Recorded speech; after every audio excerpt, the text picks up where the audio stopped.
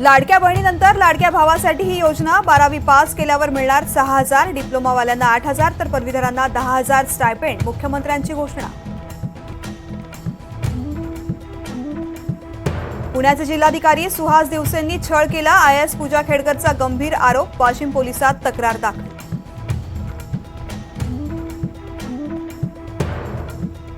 पूजा खेडकरचं प्रशिक्षण सरकारनं थांबवलं, मसुरीतल्या ट्रेनिंग संस्थेनं परत बोलावलं, 23 जुलैपर्यंत हजर राहण्याची डेडलाईन.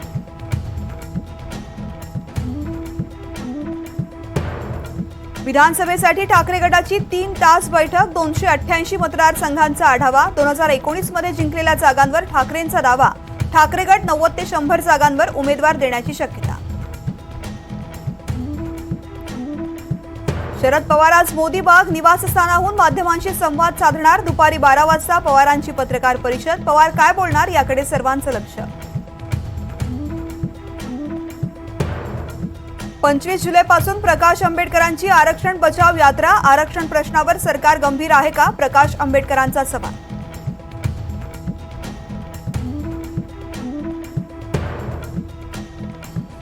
पंढरपुरात विठ्ठल रखुमाईची 12 लाख भाविकांच्या हजेरीमध्ये महापूजा, मुख्यमंत्री सपत्नीक पूजेला अहिरे दाम्पत्य, मानाचे वारकरी.